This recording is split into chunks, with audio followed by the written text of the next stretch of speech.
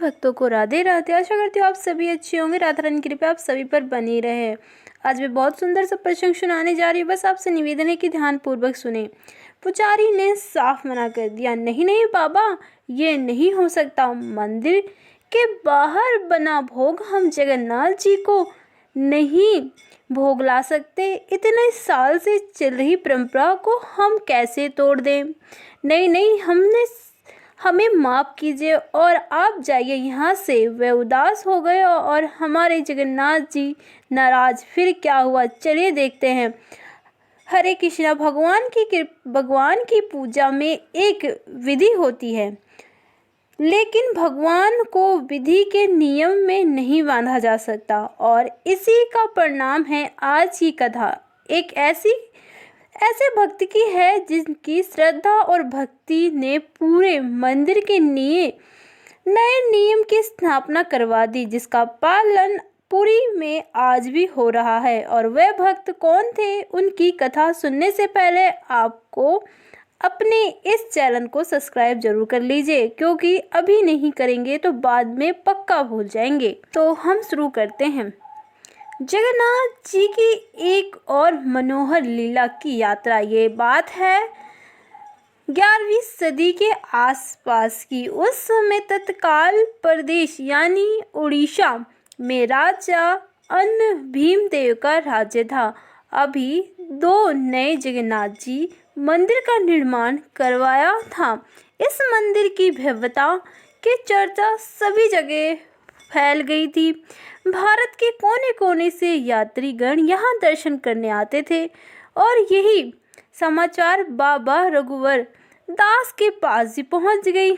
रघुवर दास भगवान की रामचंद्र के बहुत बड़े भक्त थे, और वे उत्तर भारत में रहते थे। उन्होंने सोचा, क्यों ना मैं भी भगवान जगन्नाथ के दर्शन करने के लिए पुरी जाऊं। तो बस रघुवर दास चल पड़े जगन्नाथ पुरी की यात्रा पर। पुरी में आकर उन्होंने जगन्नाथ जी, बलदेव और सुभद्रा जी के दर्शन किए और धन्यता का अनुभव किया। अब देखिए, जिस समय रघुवर दास पुरी में थे, इस समय वहाँ के राजा ने एक विशेष घोषणा कराई थी। ये घोषणा ये थी कि उन्हें वैष्णवी अग्नि की रक्षा करने वाला कोई साधक चाहिए था। अब सोच रहे होंगे कि भाई ये वैष्णवी अग्नि क्या होती है। तो देखिए, शास्त्र में यह निर्देश दिया गया है कि जो आचार्य होते हैं वह सबसे पहले का पवित्र वैष्णवी अग्नि यज्ञ से पूर्ण आहुति देते हैं, और फिर इस अग्नि से जगन्नाथ जी के लिए भोग बनाया जाता है। अब इस अग्नि द्वारा भोग तैयार होता है, तभी उस जगन्नाथ जी को अर्पित करने के लिए योग्य माना जाता है, तभी वह भोग महाप्रसाद बन पाता है। वैष्णवी अग्नि को हमेशा जलाते भी रखना है ताकि वह बुझे नहीं। तो अब इसका ध्यान रखने के लिए राजा द्वारा ये तो तय हुआ था कि इस अग्नि की रक्षा कोई सामान्य व्यक्ति नहीं करेगा, बल्कि एक महान व्यक्ति ही कर पाएगा। अच्छा, ये कैसे किया जाए कि कौन व्यक्ति वास्तव में महान व्यक्ति है या नहीं? तो ये निर्धारण करने के लिए एक शर्त रखी गई, और वो शर्त ये थी कि जो व्यक्ति 3 दिन और 3 रात अपने हाथ में अग्नि पकड़कर रखे पाएगा, इसको यह सेवा ही दी जाएगी। भारत भर से कई व्यक्ति वहां एकत्रित हुए, अग्नि को पकड़कर रखने का प्रयास किया, लेकिन निष्फल रहे।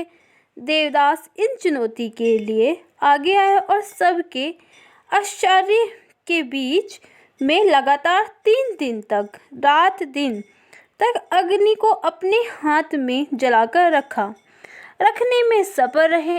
इस पाकर जगन्नाथ जी के भोग के लिए वैष्णवी अग्नि की रक्षा करने का काम बाबा रघुवर दास को सौंप दिया गया।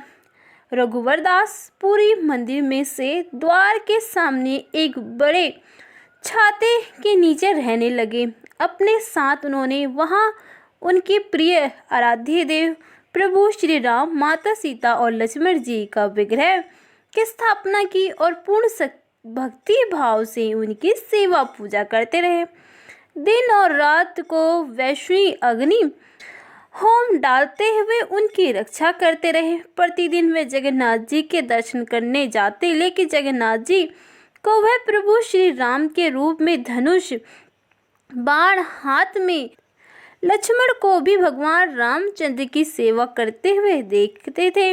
और इस प्रकार बलराम काल के प्रभाव से रघुवर दास की ख्याति संपूर्ण नगर में शोधर भक्ति के रूप में फैल गई और उन्हें सुखपूर्वक अपना शेष जीवन पूरी धाम में बिताया। पर आखिर एक दिन आया जब उन्होंने सोचा कि बस अब मुझे अपनी इस भौतिक शरीर का त्याग कर देना चाहिए।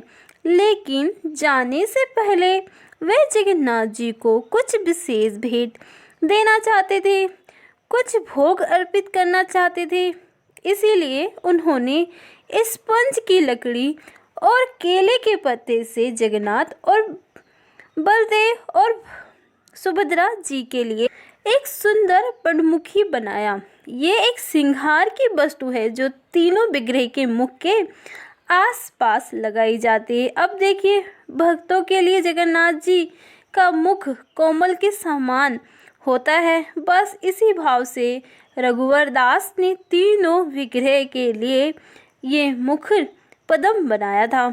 उसके बाद उन्होंने पवित्र वैष्णवी अग्नि से ही जगन्नाथ जी के लिए स्वादिष्ट परम गुणी भोग तैयार किया, क्योंकि ये घी से बना हुआ मीठे चावल का होता है। और फिर उन्हें दोनों चीज़ों को लेकर गए पुजारी मंदिर में जगन्नाथ जी के पास। अब आप तो जानते ही हैं कि पूरी मंदिर में जगन्नाथ जी के पुजारी कितने ज़्यादा श्रेष्ठ वध होते हैं।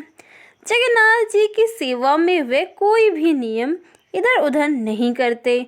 आज तक जगन्नाथ जी को मंदिर परिसर के बाहर बनाया गया कोई भी भोग अर्पित नहीं किया गया और ना ही ऐसे केले के पत्तों से बना हुआ कोई श्रृंगार किया गया।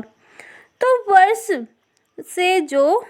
से जो प्रथा चली आ रही थी उसे वे कैसे तोड़ देते, बताइए। इसलिए उन पुजारी ने बाबा रघुवर दास को स्पष्ट शब्द में कह दिया, नहीं नहीं बाबा, आज तक जगन्नाथ जी को मंदिर के परिसर से बाहर बनाया गया भोग और इस प्रकार का केले के पत्तों से बना को श्रृंगार कभी अर्पित नहीं किया गया। इसलिए हमें आपकी यह चीज़ स्वीकार नहीं कर सकते। कृपया आप हमें क्षमा कर दीजिए, हम इसे जगन्नाथ जी को अर्पित नहीं कर सकते। ये सुनकर बाबा रघुवर दास को बहुत बुरा लगा। और क्यों ना लगे, आखिर इतने प्रेम और भक्ति से अपनी जगन्नाथ जी के लिए ये भेंट तैयार की थी और फिर यह उनकी आखिरी भेंट जो थी भगवान के लिए। इसलिए बड़े ही दुखी मन से वापस अपने स्थान पर गए और मुकुंद सिंहार को उन्होंने अपने श्री रामचंद्र और सीता लक्ष्मण जी के विग्रह के पास रख दिया और दूसरी ओर उन्हें रखा हुआ वो मीठे चावल का भोग जो उन्हें जगन्नाथ जी के लिए बनाया था वो रख दिया। अब बस फिर क्या, फिर वो बैठ गए तपस्या करने के लिए। ध्यान में पूरे दिन वे ऐसे ही बैठे रहे। अब संध्या होने वाली थी। पूरी मंदिर में सभी पुजारी ने संध्या आरती के सारे रीति रिवाज पूर्ण कर लिए थे और अब बारी थी जगन्नाथ जी को बड़े श्रृंगार वेश पहनाने की। सभी पुजारी तैयारी में लगे हुए थे, लेकिन आज हमारे जगन्नाथ जी का मन नहीं था और पुजारी जी बार बार उन्हें पगड़ी बांधने की कोशिश कर रहे थे, लेकिन वह पगड़ी जगन्नाथ जी के मस्तक पर टिकी नहीं रही थी। बहुत बार प्रयास किया गया, लेकिन परिणाम वही, पगड़ी फिर से नीचे गिर जा रही थी। बाहर में सभी भक्तगण प्रतीक्षा कर रहे थे कि कब जगन्नाथ जी के दर्शन हो और कपाट खुले और उन्हें उनके बड़े सिंगार वेश के दर्शन हो। लेकिन हमारे जगन्नाथ जी शायद आज कुछ और पहनना चाहते थे। बस अब सबसे बड़े पुजारी को नींद आने लगी, इतनी ज़्यादा नींद आने लगी कि ऐसा लग रहा था मानो अभी गिर जाएंगे। तो उन्होंने सोचा कि अभी ये बाकी पुजारी श्रृंगार कर रहे हैं, तब तक तो मैं एक झपकी ले लेता हूँ। बस इसी बात की तो प्रतीक्षा थी कि कब ये मुख्य पुजारी सोए और फिर जगन्नाथ जी प्रकट हुए। उन्होंने स्वप्न में आते ही जगन्नाथ जी के गुस्से भरे स्वर में उनसे पुजारी से कहा, मेरे प्रिय भक्त रघुवर, मेरे लिए इतना प्रेम और इतनी भक्ति से वह मुख मीठे चावल का भोग बनाकर लाया था और तुम लोगों ने क्या किया? तुम लोगों ने उन्हें मुझे अर्पित करने की बजाय उसे यह कहकर भगा दिया कि यह परंपरा में नहीं आता। लेकिन क्या तुम नहीं जानते कि कोई भी परंपरा मुझे नहीं बांध सकती? मेरी भक्ति, मेरे भक्तों के प्रेम से बड़ा कोई बंधन नहीं है जिसे मैं स्वयं बन जाता हूँ। जो जाओ, इसी क्षण जाओ और रघुवर दास के पास से जो मुख पद्म श्रृंगार और मीठे चावल का और दोनों चीज मुझे इसी क्षण अर्पित करो। उसके बाद ही मेरा बड़ा श्रृंगार संपन्न हो जाएगा। जो अब जल्दी जाओ। जगन्नाथ जी की इस प्रत्यक्ष आदेश को सुनकर मुख्य पुजारी हैरान रह गए और तुरंत बिना समय गवाए बाबा रघुवर दास के पास गए और स्वप्न की सारी बात को रघुवर को कहा। जब रघुवर दास ने यह सुना तो बड़े ही प्रसन्न हुए और पूर्ण भक्ति भाव से उन्हें वह मुख्य पद्म और चावल का भोग मुठ भर पुजारी को अर्पित किया। जैसे ही पुजारी ने जगन्नाथ जी को मुख पद्म का श्रृंगार पहनाए, इसी क्षण से उनकी पगड़ी बंध गई और उसके बाद उन्होंने रघुवर दास द्वारा बनाए गए मीठे चावल का भोग लगाया। सभी भक्तों ने जगन्नाथ जी के विशेष बढ़े श्रृंगार वेश के दर्शन किए और प्रसन्नता पूर्व अपने घर चले गए। लेकिन रघुवर दास इस विश्व का दर्शन करके के लिए मंदिर में नहीं आए। वहाँ पर उनके बड़े छाते के नीचे बैठे रहे और फिर भी उन्हें उसी ही स्थान से जगन्नाथ जी के दर्शन हुए जिसमें उन्होंने सुपारी पद्मेश्वर पहना हुआ था और वे प्रसन्नतापूर्व चावल का भोग कर रहे थे। मंदिर के बाहर से द्वार पर बैठे बैठे उन्होंने जगन्नाथ जी के ये सुंदर दर्शन किए, उन्हें हाथ जोड़कर प्रणाम किया और बस फिर अपना अंतिम श्वास लिया। इस भौतिक वैध शरीर को त्याग दिया। बाबा रघुदास की स्मृति में रहे थे, जहाँ रहते थे उस स्थान पर एक मटकी स्थापित की गई है और आज वह मठ चटमट के नाम से विख्यात है। पुजारी को जब भी भोग बनाने के लिए अग्नि की आवश्यकता पड़ती है तो वह वहां से ले आते हैं। आज भी संपूर्ण विश्व में माघ मास के दौरान अगर कोई अमावस्या बुधवार या शनिवार के बाद पड़ती है तो उस तिथि के दिन जगन्नाथ जी के लिए केलों के पत्ते और स्पंज की लकड़ी से बने हुए मुख पदक विश श्रृंगार तैयार किया जाता है। उनके सुंदर स्वरूप के दर्शन भक्तजन प्रेम पूर्वक करते हैं और उन्हें मीठे चावल का भोग भी लगाते हैं।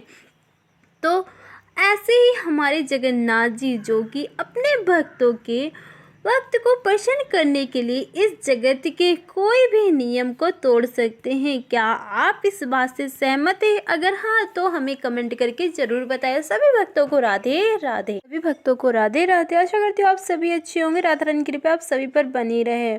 आज मैं बहुत सुंदर सा प्रसंग सुनाने जा रही हूँ, बस आपसे निवेदन है कि ध्यानपूर्वक सुने। पुजारी ने साफ मना कर दिया, नहीं नहीं बाबा, ये नहीं हो सकता। मंदिर के बाहर बना भोग हम जगन्नाथ जी को नहीं भोग ला सकते। इतने साल से चल रही परंपरा को हम कैसे तोड़ दें?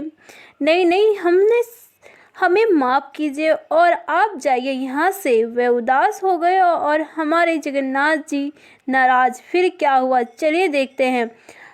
हरे कृष्णा।